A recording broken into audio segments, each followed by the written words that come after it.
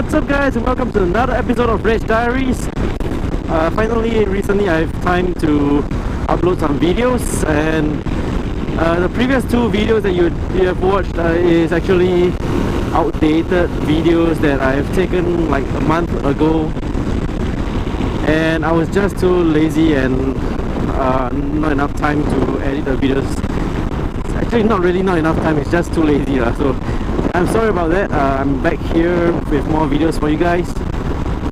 And so just a little update is that I have since got started with my class 2 license, and I completed Prep 1, 2 and 3. So I'm currently waiting for my TP, which is on 23rd of May. So wish me good luck. Hope I can get my class 2 license with the first try. And it's actually quite easy to upgrade from 2A to class 2, because the bike that if you're riding a class 2A bike currently, it's probably going to be quite easy to handle the power of the class 2 training bikes, because I'm taking the class 2 license at SSDC, and they provide the NC 750.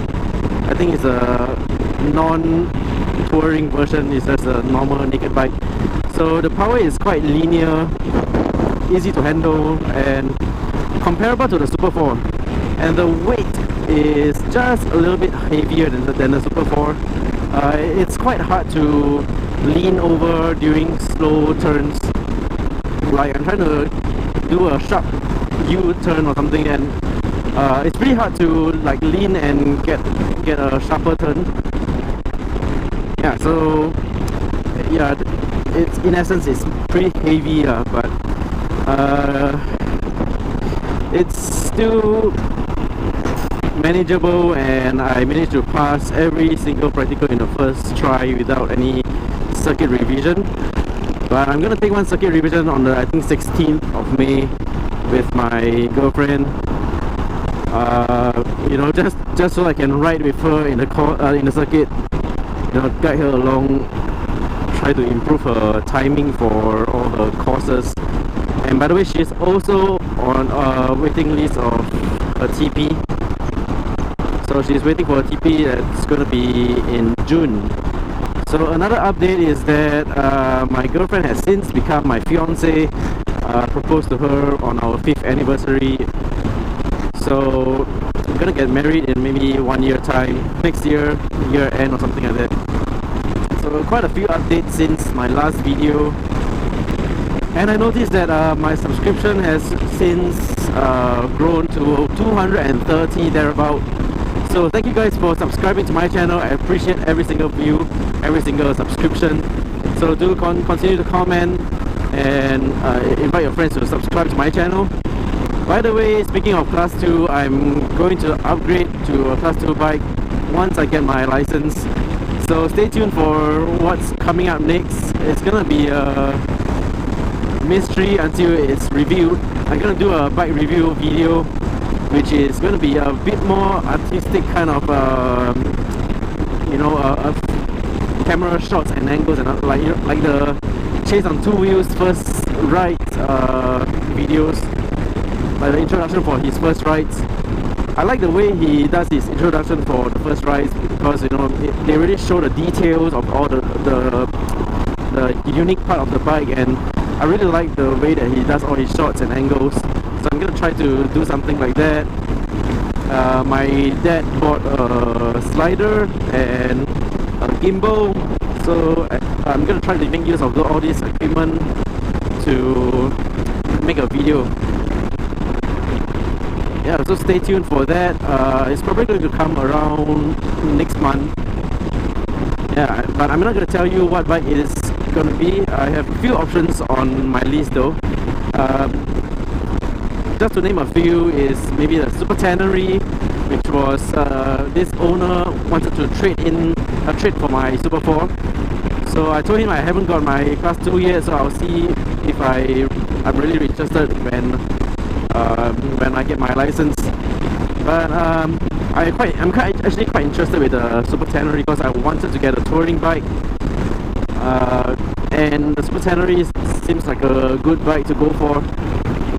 However, it's kind of early to get a touring bike. I'm going to, you know, try to get the more aggressive bikes while I am still young and, you know, have the flexibility to ride in awkward positions.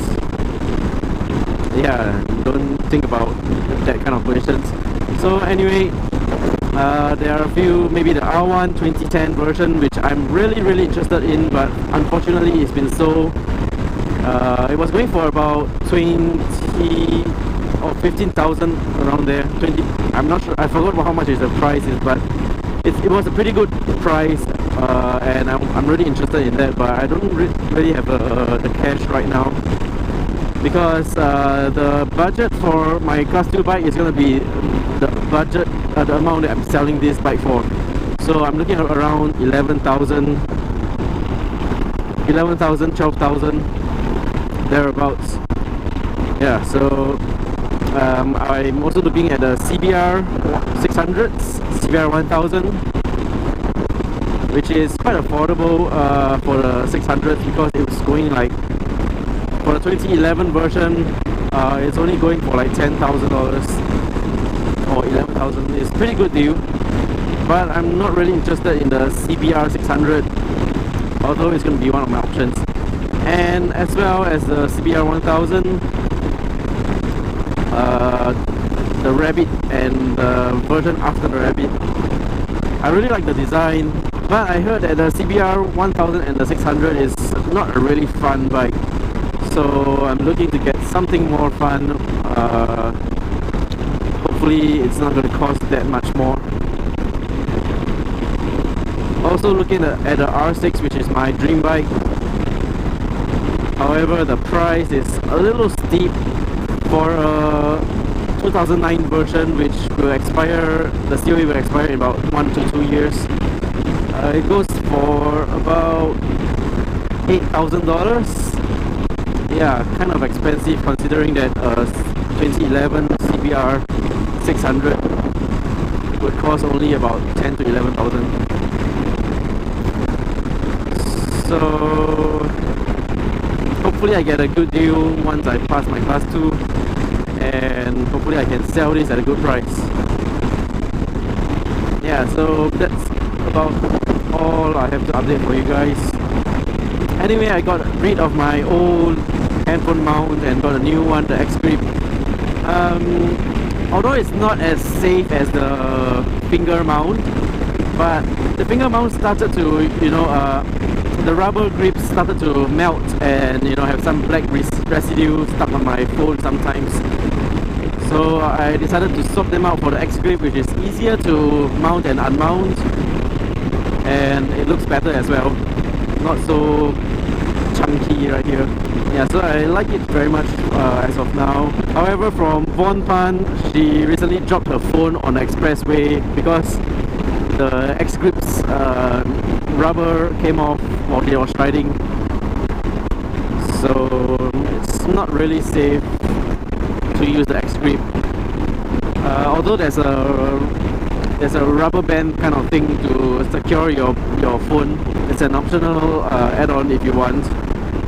One of the bikes that I'm also looking at is the Hayabusa, which was introduced to me by Zach Busa. He was a Super 4 rider and he upgraded to the Hayabusa brand new, and told me the comparison from the Super 4 to the Hayabusa was not that much of a difference. It might seem like a very bulky bike, but the width of the bike is not that it's comparable to the Super 4, so you can still lane split pretty easy, and maintenance wise is also not that much far off the Super 4. It also uses like 3 to 4 liters of engine oil. The only problem is with spare parts. When you need to replace something, it's gonna cost a little bit more, but that's what's expected of a class 2 bike lah. So yeah, I'm pretty excited to find out what is the bike that I'm gonna get, even though I will be deciding on what bike I'm getting. But I'm really hoping for a really good deal and that I will get a bike that is not going to give me a lot of problems and not going to require a lot of repairs and all that, like my SP last time. When I took over it, I had to change quite a few parts and the con rod worn out in a few months. So yeah, hopefully I get a good bike at a good price. Anyway, that's all I have for you guys for this video. I hope you guys enjoyed this video. If you like, click the like and subscribe if you haven't. I'll catch you guys in the next video and stay safe on the roads.